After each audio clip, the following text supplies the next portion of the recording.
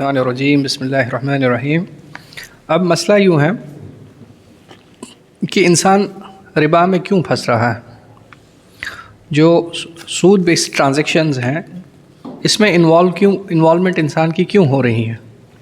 اصل میں اللہ سبحانہ و تعالیٰ نے انسان کو جو لاہ عمل دیا زندگی گزارنے کا، اس چیز سے جب ڈیویشن ہوگی تو انسان ان چیزوں میں ملوث ہوگا۔ آپ کسی بھی گناہ کو لے لیجئے، آپ مثلا نگاہوں کی حفاظت کا ہی گناہ لے لیجئے۔ نگاہوں سے انسان کی آنکھوں سے گناہ کب ہوں گے؟ انسان کی آنکھوں سے گناہ تب ہوں گے جب انسان اپنی نگاہوں پہ وہ ریگولیشنز یا وہ رولز اپلائی نہیں کرے گا، امپلیمنٹ نہیں کرے گا جو شریعت اسلام نے مقرر کی ہے کہ انسان سڑک پہ چلے، اپنی جو نگاہیں ہیں انہیں نیچی کر کے چلے۔ جب انسان شریعت کی حد بندی کو چھوڑ دیتا ہے، انسان جب شریعت کی حد بندی سے باہر آ جاتا ہے تو وہ گناہوں کا مرتکب ہو جاتا ہے۔ آپ دیکھیے اللہ سبحانہ و تعالی سورۃ الاعراف میں فرماتے ہیں، یا بنی آدم، اے آدم کی اولاد، خذوا زینتکم عند کل مسجد، ہر کسی مسجد جب بھی آپ سجدہ کرنے آؤ تو زینت کو اختیار کرو، خوبصورتی کو اختیار کرو۔ خوبصورتی کا اختیار کرنا کیا ہے کہ جب آپ مسجد کی اور آؤ یا جب آپ گھر میں نماز پڑھ رہے ہو تو اپنے، چونکہ عمومی فقہا یعنی جنرلی اگر ہم دیکھیں جو مفسرین ہیں انہوں نے اس آیت مبارک کی تفسیر جو ہے لباس کے اعتبار سے کی ہوئی ہے کہ یہ آیت جو ہے اصل میں لباس کی ریگولیشنز دے رہی ہیں۔ جب قرآن کہتا ہے خذوا زینتکم عند کل مسجد، مسجد کا مطلب ہوتا ہے جہاں سجدہ کیا جائے۔ جب آپ سجدے کے لیے آؤ، نماز کے لیے اور آ جاؤ تو زینت کو اختیار کرو۔ زینت کا اختیار کرنا کیا ہے؟ آپ بہترین سے بہترین لباس پہن کے آ جاؤ، خوبصورت ہو کے آ جاؤ، عطر لگا کے آ جاؤ، اچھے سے وضو کر کے آ جاؤ۔ گندے کپڑے، بدبودار جسم، اس حالت میں جو ہے نماز کے لیے مت آ جاؤ۔ جو آپ کا بہترین سے بہترین لباس ہے اس لباس کو لگا کے جو ہے مسجد کی اور یا نماز کی اور آ جاؤ۔ عمومی طور تو لوگ آتے ہیں، چونکہ ہم دن بھر یہاں اپنے ڈپارٹمنٹس میں ہوتے ہیں، وہاں تو ہمارا لباس ٹھیک ہی ہوتا ہے، صاف ستھرا ہی ہوتا ہے۔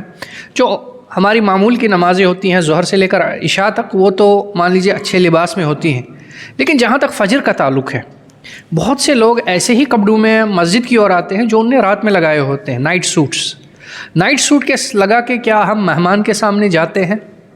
کیا ہم مہمان کے سامنے یا کسی اور جگہ مطلب ہماری سماج میں اس چیز کو اعلیٰ مانا جاتا ہے؟ نہیں، مہمان کے سامنے ہم کپڑے چینج کر کے ہی جاتے ہیں، لیکن جب اللہ سبحانہ و تعالیٰ کی اور آتے ہیں تب ہم اس چیز کا خیال نہیں رکھتے۔ یعنی یہ ایک شریعت کی حد بندی ہے کہ بہترین سے بہترین طریقے سے آپ جو ہے اللہ سبحانہ و تعالیٰ کی اور آ جاؤ۔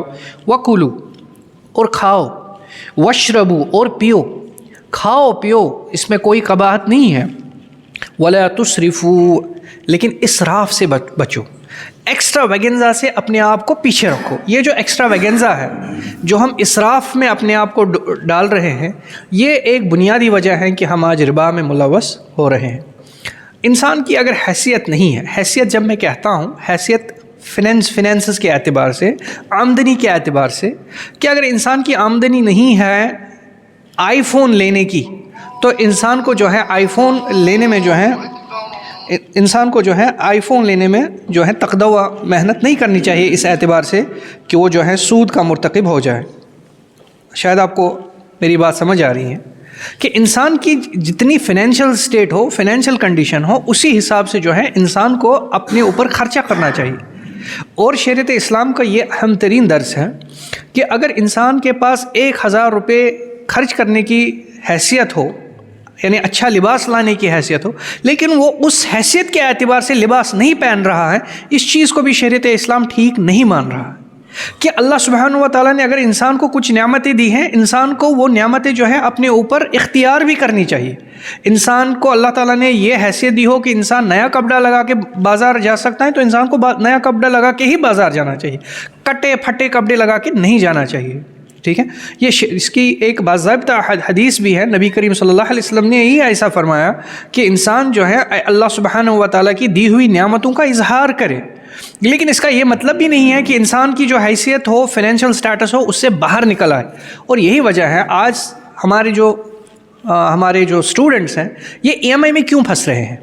یہ امیزون اور فلپ کارٹ کے ای ایم آئی میں پھنس رہے ہیں جو کوئی انویسٹمنٹ نہیں ہوتی ہیں. یہ آپ انویسٹمنٹس نہیں لے رہے ہیں، آپ لائبلٹیز کو خرید رہے ہیں. ایک فون ہی تو خریدا ہوتا ہے، ایک جوتا ہی تو خریدا ہوتا ہے، پینٹ شرٹ کپڑے ہی تو خریدے ہوتے ہیں ای ایم آئی پہ انہوں نے. اور کیا خرید، کوئی زمین خریدی ہوتی ہے، کوئی کاروبار انہوں نے سیٹ کیا ہوتا ہے؟ نہیں. یعنی اصل میں کیا ہوتا ہے، ہم اسراف کے شکار ہو جاتے ہیں کہ ہم اپنی حیثیت سے زیادہ چیزوں کی اور اختیار کرنے کی اور جو ہے ایک چلے جاتے ہیں، جس کی وجہ سے ہم جو ہے سود میں پھنس جاتے ہیں. اور دوسری بات یہ بھی ہے، دوسرا سود میں پھنسنے کا یہ ہے لیک آف نالج. میں آپ کو بتاؤں، حال ہی مارکیٹ میں کرپٹو کرنسی آئی تھی. کرپٹو کرنسی جب آئی، بہت سے لوگوں نے کرپٹو کرنسی کو خریدا اور 1 مہینے کے اندر ان کا اصل پیسہ ڈوب گیا. اس وقت ہمیں کبھی بھی تعجیل، جلد بازی سے کام نہیں لینا چاہیے. جب پھر علماؤں کو پوچھا گیا کہ کرپٹو کرنسی کے بارے میں آپ لوگوں کی کیا رائے ہے، انہوں نے کہا ہمیں تو پتہ ہی نہیں ہے کرپٹو کرنسی کیا ہے، نہ ہمارے پاس کوئی انفارمیشن، کوئی نالج ہی نہیں ہے کہ یہ ہے کیا، اس کا ماڈیول کیا ہے، یہ چلتی کہاں سے ہے، اس کا ورکنگ میکینزم کیا ہے. اس لیے ہم جو ہے اس پہ کوئی فتویٰ ہی نہیں دے سکتے. لیکن ہم لوگوں کو یہ کہہ رہے ہیں کہ اس چیز سے بچو، کیونکہ یہ مبہم ہے، یہ ڈاؤٹ فل ہے. بہت سے لوگ ایسے ہیں جن کا جو ہے کرپٹو کرنسی میں جن کے پیسے ڈوب گئے. یعنی ہمیں تعجیل، دیکھیے سب سے پہلی بات جو ہے، انسان وہ وسائل اختیار کرتا ہے، انسان اپنی حد بندیوں سے باہر آ جاتا ہے. جتنی اس کی انکم ہوتی ہیں اس سے زیادہ وہ چیزوں کو خریدنے کی کوشش کر رہا ہے، وہ ربا میں پھنس جاتا ہے. یہی تو ہمارے آج جو ہمارے ہاؤسنگ لونز ہیں، ہاؤسنگ لونز میں لوگ کیوں ملوث ہوئے ہیں؟ ان کی استطاعت ہوتی ہیں ایک کمرہ بنانے کی، لیکن سوشل سٹیٹس کی وجہ سے وہ ایک کمرہ میں رہنے کے لیے تیار ہی نہیں ہے. 2 کمرے میں 1 سٹوری بلڈنگ میں وہ رہنے کے لیے تیار ہی نہیں ہے بیکاز آف سوشل سٹگما. اور یہی سوشل سٹگما جو ہے انہیں سود تک پہنچا دے دیتا ہے.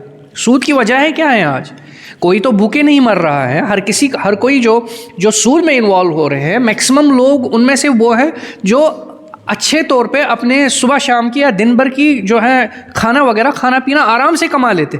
لیکن وہ کیوں پھنس رہے ہیں کیونکہ سوشل سٹگما کی وجہ سے پھنس رہے ہیں کہ نہیں جی اپنی جو آمدنی ہے اس سے زیادہ خرچہ کرنے کی عادت لگ چکی ہیں. اور تیسرا پھنس رہے ہیں lack of knowledge because of تعجیل. وہ جلد بازی کر لیتے ہیں کہ جلد از جلد ہم پیسے کمائیں گے، جیسے کرپٹو کرنسی میں ہم نے دیکھا. تو ان سب چیزوں سے ہمیں بچنا چاہیے. اور یہ جو میں نے الدین بالدین کہا کہ قرضوں کو قرضوں کے ساتھ مت ملایا کرو. پہلے ایک ٹرانزیکشن کو کمپلیٹ ہمیشہ کرنا چاہیے، اس کے بعد نیکسٹ ٹرانزیکشن کو سٹارٹ کرنا چاہیے. ایسا نہیں ہے ہم مارکیٹ میں جاتے ہیں اپنی پرانی گاڑی لے کے ڈیلر کے پاس، وہ ڈیلر ہمیں کہتے ہیں کہ میں جو ہے آپ مجھے 1 لاکھ روپے اور دے دیجئے، میں آپ کو نئی گاڑی دے دیتا ہوں. ہم 1 لاکھ روپے یہاں سے دے دیتے ہیں تو ہم وہاں سے گاڑی لیتے ہیں. ایسی ٹرانزیکشنز کو بھی شریعت اسلام نے منع کیا. ایسی ٹرانزیکشنز کو مت کیا کرو. پرانی چیزیں لے کے آپ نئی چیزیں خرید رہے ہو، پہلے پرانی چیز کی قیمت تو مقرر کرو. پرانی چیز کو مجھے کتنا آ رہا ہے؟ جی آپ کو 50,000 آ رہے ہیں. پہلے یہ جب آپ اس چیز پہ متعین ہو جائے کہ میری پرانی چیز کی ویلیو کیا ہے، میں یہاں سے پرانی چیز کتنے میں بیچ رہا ہوں، تب جا کے آپ نئی چیز کو لے لو. مبہم چیزوں کو مت لیا کرو. آپ جی پرانی چیز دے دو اور 50,000 دے دو تو نئی چیزیں لے لو، ایسا مت کرو. ہمارے گھروں میں یہ برتن والے آتے ہیں کہ ہم گھر کے کپڑے دے دیتے ہیں، وہ وہاں سے برتن دے دیتے ہیں. ہم گھر کے سارے کپڑے جمع کر دیتے ہیں، ان کے سامنے رکھتے ہیں، وہ پھر ایک پلاسٹک کا بالٹنگ ہمیں سامنے رکھ دیتے ہیں، یہ جی آپ کا ہے. ایسی ٹرانزیکشن سے بھی بچو، یہ ٹھیک نہیں ہے. حالانکہ جو گھر کے کپڑے ہیں یہ ستر کے معاملے ہیں. اگر ہم اپنے اسلافوں کی اور دیکھیں، بزرگوں کی اور دیکھیں، وہاں تو گھر کے جو اللہ تعالیٰ بچائے جو مستورات ہیں، ان کے کپڑے جو ہوتے تھے وہ دھوپ میں وہ سکھانے کے لیے نہیں ڈالتے تھے. ان کو آسمان کے فرشتوں سے بھی حیا ہوتی تھی. وہ گھروں میں جو ہے اندر ہی ان کو جو ہے سکھا لیتے تھے. لیکن آج تو عجیب معاملہ ہے کہ گھروں کے جو اندر جو ہمارے کپڑے ہیں وہ ہم جو ہے ان کو دے دیتے ہیں. حالانکہ اس کی ایک شرعی صورت بھی، ایک شر والی صورت بھی سامنے آ گئی کہ حال ہی میں ایک عالم کا پوسٹ دیکھ رہا تھا تو کہ سحر کی ایک صورت ہوتی ہے جو انسان پہ اللہ تعالیٰ بچائے سحر کیا جاتا ہے کہ انسان کے پرانے کپڑے پہ بھی سحر ہو جاتا ہے. انسان کے پرانے کپڑے پہ بھی ایک غلیظ ترین سحر ہو جاتا ہے. تو اس عالم کا یہ کہنا تھا کہ اس نے عربی میں وہ عبارت لکھی تھی، وہ شاید مصر کے تھے، تو انہوں نے لکھا تھا کہ اپنی جو پرانے کپڑے ہیں ان کو ایسے ہی مت دیا کرو برتن والوں کو، ایسے اس پہ بھی کوئی شر پسند انسان جو ہے آپ کے اوپر سحر کر سکتے ہیں. یعنی اس چیز سے بھی بچنا چاہیے، ہمیں لالچ میں نہیں آنا چاہیے. اور دیکھیے یہ جو الدین بالدین ہے، یہ ہمارے زکوٰۃ کا معاملہ بھی کبھی کبھی اس میں آ جاتا ہے. آپ دیکھیے، اب جب زکوٰۃ کا معاملہ آتا ہے، کتاب البیوع میں زکوٰۃ بھی آتی ہے کہ زکوٰۃ کے معاملات کیا ہے، کہ زکوٰۃ جو ہے، کتاب الزکوٰۃ جو ہے، کچھ علماء نے اس کو کتاب البیوع میں بھی لایا ہے، کچھ نے کتاب الزکوٰۃ کو الگ بھی کیا ہوا ہے، لیکن یہ بھی اہم ترین موضوع ہے زکوٰۃ کا معاملہ. اس کی بھی ایک صورت ہمارے سامنے بن جاتی ہے جو غیر شرعی ہے. فار ایگزامپل، میں آج حساب کر رہا ہوں، مثلا میں دیکھ رہا ہوں کہ جو میرا مال ہے اس کی زکوٰۃ جو ہے 1 لاکھ روپے مجھے بن جاتی ہے. ٹھیک ہے، 1 لاکھ روپے کی زکوٰۃ مجھے جو ہے اس سال میں ادا کرنی ہے. میں دیکھ لیتا ہوں فلاں شخص، مثلا جاوید صاحب ہے، جاوید صاحب کا قرضہ ہے، جاوید صاحب کے میرے 50,000 روپے جاوید کے پاس ہے، اور جاوید غریب آدمی ہے. ٹھیک ہے کہ نہیں؟ یعنی جاوید جو ہے مستحق زکوٰۃ ہے. اس چیز کو سمجھ لیجئے، جاوید صاحب ایک آدمی ہے، مستحق زکوٰۃ ہے، مسکین ہے، بہت غریب ہے. میں چاہتا ہوں کہ میں اسے 1 لاکھ روپے میں سے کچھ پیسے دے دوں. ٹھیک ہے، مستحق زکوٰۃ ہے، میرے سامنے ہے. لیکن دوسرا مسئلہ میرا اور جاوید کا یہ ہے کہ 50,000 روپے میں نے اس کو آلریڈی دیے ہوئے ہیں قرضہ. سمجھ آیا کہ نہیں؟ اس کو مجھے واپس کتنے پیسے کرنے ہیں؟ 50,000 روپے. میں یہاں سے کیا چاہتا ہوں، جو میرا 1 لاکھ روپے قرضہ ہے، وہ جی میں اس قرضے میں سے، اس 1 لاکھ روپے زکوٰۃ جو ہے، اس زکوٰۃ میں سے میں اس کو کچھ پیسے دے دوں. یہ دو سماج میں ایسے بن جاتی ہیں کہ میں سوچتا ہوں من ہی من میں، اگر جاوید کو مجھے 50,000 روپے دینے ہیں، میں جاوید کو کہتا ہوں جاوید جو 50,000 تمہیں مجھے دینے تھے وہ مجھے واپس نہیں دینا. سمجھ آ رہا ہے کہ نہیں؟ یہاں مجھے 1 لاکھ روپے جو دینا تھا، اس 1 لاکھ روپے میں سے میں وہ 50,000 روپے کم کر لیتا ہوں. میں کہتا ہوں اب مجھے خالی 50,000 روپے کی زکوٰۃ ہی دینی ہے. یہ مان لیتا ہوں کہ جاوید نے جو ہے 50,000 روپے مان لی. میں زکوٰۃ اور کس کو جمع کر رہا ہوں؟ دین. زکوٰۃ اور دین جمع نہیں ہوتے، یہ الگ الگ ٹرانزیکشنز ہیں. آپ یہ مت اس کا قرضہ اپنی زکوٰۃ سے کم مت کیجیے. سمجھ آ رہا ہے کہ نہیں؟ آپ یہ مت اس کو کہیے کہ 50,000 روپے جو مجھے دینے تھے وہ مت دے دو، میں مان لیتا ہوں وہ آپ نے ادا کر لیے. 1 لاکھ روپے جو مجھے زکوٰۃ دینی تھی اس میں سے اب مجھے خالی 50,000 کی زکوٰۃ دینی ہے. نہیں، ایسا نہیں ہوگا. یہ ممکن ہے؟ آپ کا کیا شریعت کی رولنگ کیا ہے؟ وہ جانتا ہے اس کی نیڈس کیا ہے. اور تیسری اہم بات یہ بھی ہوتی ہے، جب آپ کسی کو قرضہ دیا کرو، پھر ممکن ہے آپ اس کے اندر کچھ عیب دیکھو گے، پھر یہ عیب مت گنا کرو.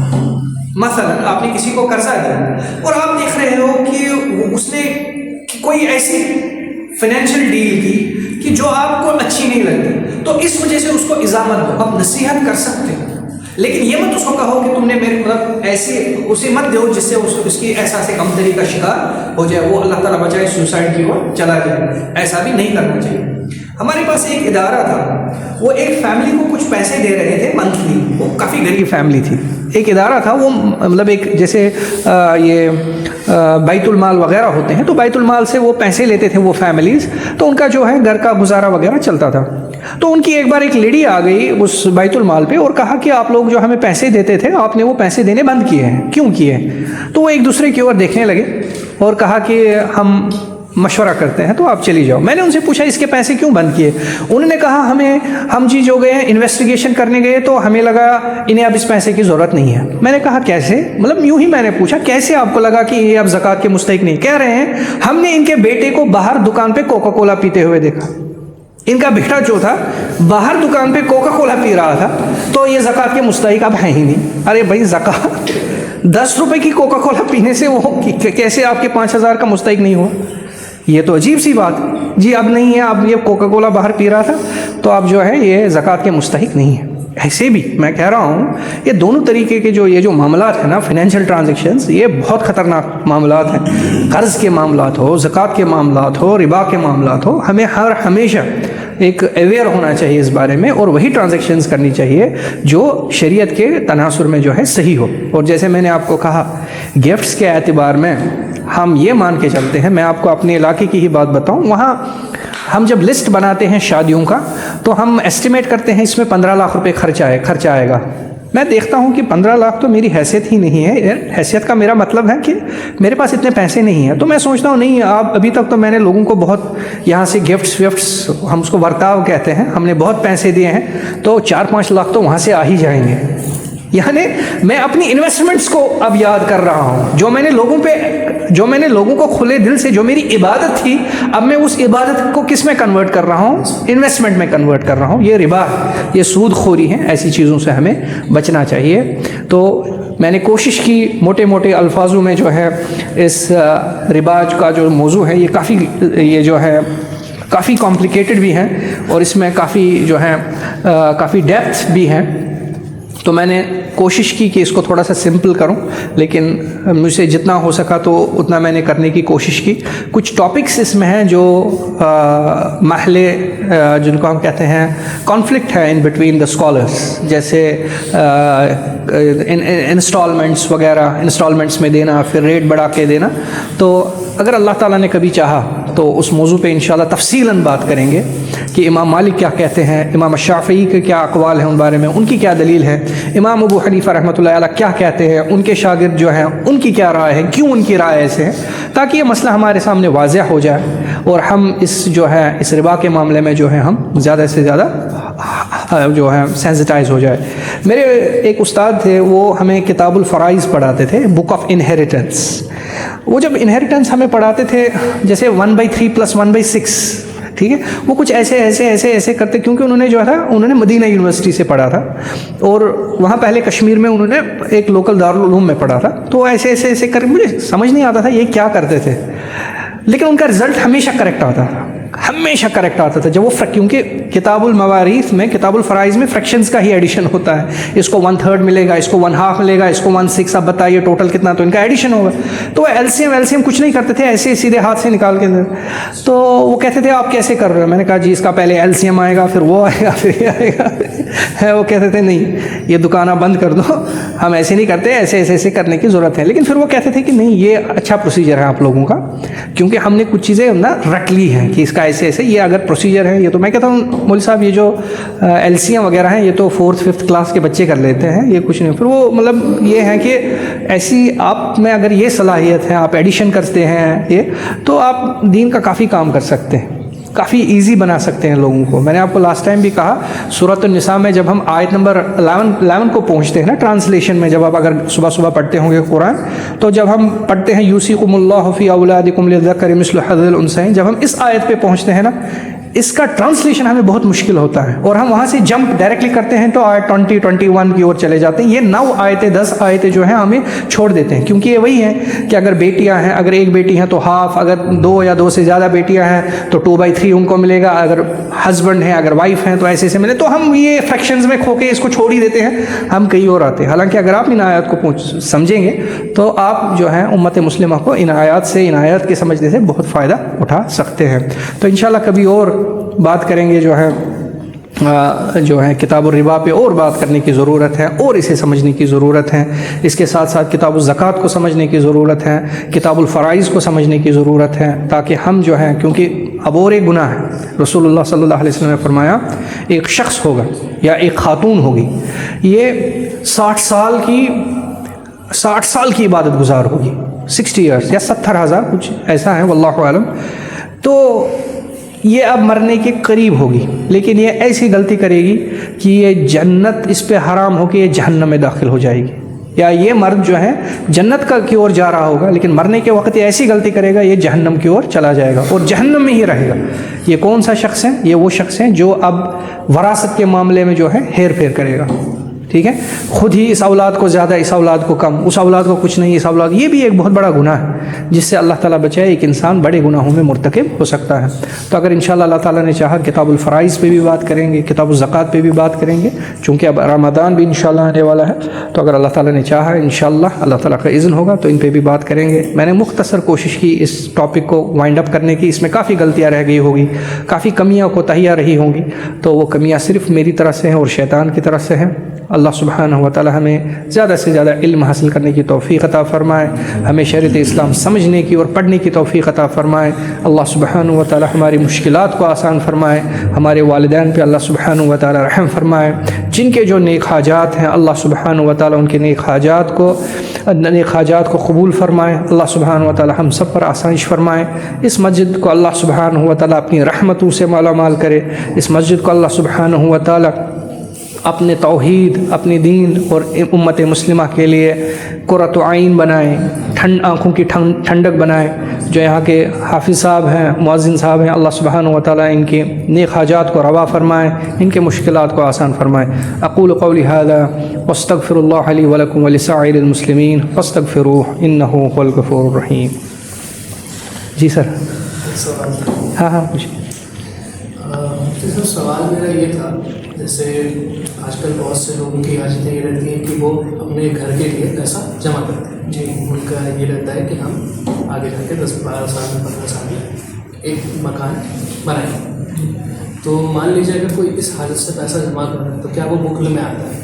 نہیں, ایسا کچھ نہیں ہے, ایسا بخل نہیں ہے. لیکن ایک چیز ہے, انسان کو اتنا ہی اپنے اہل و عیال کے لیے بنانا ہے جو ان کے لیے سفیشینٹ ہو. اس میں اسراف نہیں کرنا ہے. اگر انسان کو لگتا ہے کہ میری فیملی کے لیے 4 کمرے سفیشینٹ ہیں تو اسے 4 کمرے ہی بنانے چاہیے. کیونکہ ایک حدیث ہے کہ رسول اللہ صلی اللہ علیہ وسلم نے فرمایا کہ انسان کی جو بلڈنگ ہوتی ہے, کنسٹرکشن ہوتی ہے, وہ اسے جہنم تک لے جاتی ہے. اور رسول اللہ صلی اللہ علیہ وسلم کنسٹرکشنز کو قبیح مانتے تھے. اسی لیے علماؤں کا اتفاق اس بات پہ ہے کہ کنسٹرکشن میں انسان کو اتنا ہی کرنا چاہیے جتنی اس کی بیسک نیڈ ہو. اس بیسک نیڈ سے اسے باہر نہیں آنا چاہیے. اسی سے کنیکٹڈ سوال میرا یہ ہے کہ مان لیجیے جیسے کسی نے آج کل جیسے گھر وغیرہ ہوتے ہیں تو 1000 اسکوائر فٹ کا بھی آپ لے رہے ہو تو 60 لاکھ 70 لاکھ پرائسنگ جاتی ہے. اب اگر یہ کسی نے ایک مشت وہ جمع کیا ہے پیسہ اپنی حلال کمائی سے بہترین طریقے سے اس نے جمع کیا, لیکن وہ اس ایک بار میں 60 لاکھ کو خرچ کر کے وہ زمین نہیں لے سکتا. اگر اس نے لیا تو انکم ٹیکس والے ED والے اس کے اوپر ریٹ ماریں, اس کیس میں پھر اس کو کیا کہتے ہیں ہاؤسنگ لون وغیرہ کرانا پڑتا ہے, جس میں وہ ایک کچھ پیسہ لیتا ہے پھر قسط در قسط اس کو ختم کرنے کی کوشش کرتا ہے. دیکھیے اصل میں کیا ہے, جو انسان کا وائٹ منی ہوتا ہے جس کا ٹیکس وہ آلریڈی دے رہا ہے, تو وہ آلریڈی جو ہے اس کے گورنمنٹ کے پاس اس کا ریکارڈ ہے کہ اس نے اسٹارٹ کیا آج سے 10 سال پہلے, تو اس وقت اس کے پاس 1 لاکھ روپے تھا, اس کا ٹیکس ہو چکا ہے. پھر 10 سال میں اس کی جو ہے 70 لاکھ بن گئے, تو اس کا ٹیکس اس نے دیا ہے, تو اس پہ کوئی انکم ٹیکس ریٹ وغیرہ اس کا نہیں پڑے گا. کوئی مطلب اس کا پرووائڈیڈ کہ وہ پیسہ اس نے کہیں شو ہی نہ کیا ہو, تب جا کے اس کا ایشو بنتا ہے. انسان کا جو بھی حلال پیسہ ہے, جو بھی ریگولیشنز ہیں, اس میں اس کو آنا چاہیے. جو ٹیکس پے کرنا ہے اس کو ٹیکس پے کرنا چاہیے, تاکہ وہ ان چیزوں سے پھر لاسٹ میں بچ سکے. اب جو اس کو لون لینا ہے وہاں سے کچھ کرنا ہے, اگر اس کا وائٹ منی ہے بالکل 10 سال اس نے جمع کیا ہے اور اس کا ٹیکس اس نے آلریڈی پے کیا ہوا ہے, تب اسے ان چیزوں کی پرابلم نہیں ہوتی ہے. ایسا کیا ہوتا ہے نا, ہمارے پاس ہم کیا عام طور پہ کرتے ہیں, ٹیکس ایویڈ کرنے کے لیے ہم پیسوں کو ادھر ادھر لگا لیتے ہیں. پھر جب کہیں ٹرانزیکشن کرنی ہوتی ہے, پرٹیکولرلی کوئی موٹی چیز خریدنی ہوتی ہے جہاں اب ہمیں ٹرانزیکشن کرنی ہے, تب جا کے ہم جو ہے انکم ٹیکس کے رڈار پہ آتے ہیں. تب ہم سوچتے ہیں کہ اب اس کو کیسے کریں. ایسا نہیں کرنا چاہیے. انسان کی جو انکم ہے وہ اس سے ہمیشہ, کیونکہ دیکھیے ایٹ دا اینڈ کیا ہوگا, جب انسان مرے گا پھر پیسے کہاں رہیں گے. یہ انسان کا مال نہیں ہوتا جس کے اوپر ہم بیٹھے ہوئے ہیں لاٹھی لے کے یہ میرا ہے, یہ ہمارا نہیں ہوتا. اس لیے کیوں انسان اس چیز کے اوپر اپنی مطلب جس سے اس کو کل عذاب ہونے والا ہے, کیوں یہ ایسا کر رہا ہے. ہمیشہ جو ہے جو پراپر اسٹیٹمنٹ ہو وہ پراپر اسٹیٹمنٹ ہی شو کرنی چاہیے ہمیشہ. یہ انفیکٹ بزنس رولنگس میں بھی آتا ہے اور گورنمنٹ سرونٹس جو ہوتے ہیں ان کی رولنگس میں بھی آتا ہے. انفیکٹ گورنمنٹ سرونٹس کے تو اتنے رولز ہیں کہ اگر وہ اسکوٹر بھی خریدتے ہیں ان کو رپورٹ کرنا ہے کہ میں جی اسکوٹر خریدا ہوں, میری پراپرٹی میں جو جس کو ہم آج پراپرٹی یہ کہتے ہیں پراپرٹی اسٹیٹمنٹ, ہاں اس کی ٹیکسنگ پراپرٹی اسٹیٹمنٹ ہر سال دینی ہوتی ہیں کہ ابھی تک جو میری پراپرٹی تھی وہ کچھ نہیں تھی, میرے فادر نے مجھے پراپرٹی دی ہے وہ ہے ورتھ اتنا, وہ بھی گورنمنٹ کو شو کرنی ہے. یہ رولز ہیں, انسان کو ہمیشہ ان رولز کو ہی فالو کرنا چاہیے, کیونکہ ادروائز وہ جھوٹ بول رہا ہے اور اس پراپرٹی کے لیے جو اس کو کوئی سپورٹ ہی کل قیامت میں نہیں دے گی, جو چھوڑنی ہے. چلیے جزاکم اللہ خیر, بارکم اللہ فیک. السلام علیکم ورحمۃ اللہ.